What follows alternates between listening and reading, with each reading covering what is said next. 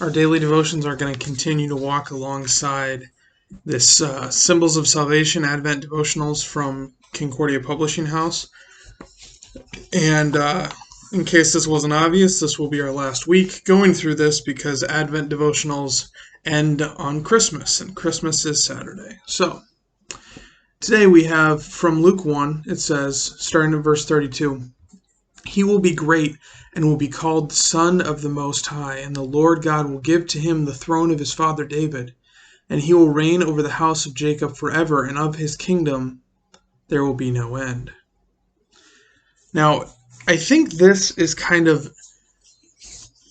what set up a lot of Israel to misunderstand. This kind of thing is what set up Israel to misunderstand what Jesus would be, right? Because when we hear things like he's going to be given the throne of his father David, the association with David is he was a powerful king of Israel, and he kind of led Israel into a golden age. And Jesus himself kind of radically redefines that, and he puts it in the context of eternity, in that he is an eternal king rather than a political one, rather than an earthly one whose kingdom maybe expands for his lifetime, but after the ruler is gone, well, the kingdom tends to disappear as well. And the lesson we can kind of take from this is we need to avoid, I think, the same mistake that Israel made, right? Israel's mistake was that they were looking for a Messiah who was a military ruler, who was a political leader, who was going to lead Israel out from under the burden of the Romans, who was going to establish Israel as kind of this, the dominant kingdom of the world again.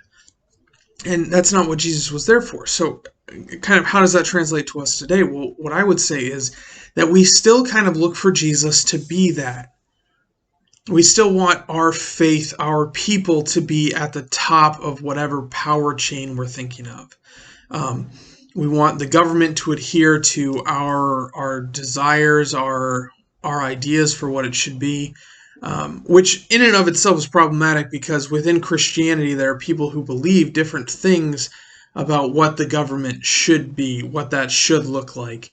And I think now it's not wrong to kind of want, say, the legal system of the country to reflect what we believe to be a good and right moral ethic, right? I'm not saying that's wrong, but what I'm saying is frequently we turn from wanting justice and righteousness to be upheld in the land to more or less just desiring power, wanting things our way. And I think there's a fine line to tread there, because I think one of the favorite idols in America right now is politics, on both the left and the right side of the aisle.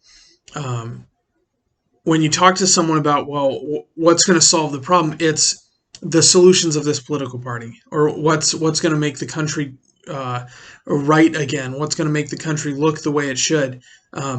Frequently the answer isn't, oh, let's bring more people to faith. Oh, we need to bring ourselves closer to God.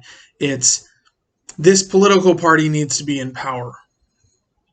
And that starts to get toward this idolatry of politics, and I think that's a warning we can take away from this mistake that Israel made, because we look for an eternal king, we look to an eternal king, and that looks radically different from a military or a political leader. So that is our devotion for today. That I think is our challenge for today. So with that, brothers and sisters, go in peace, serve the Lord. Thanks be to God.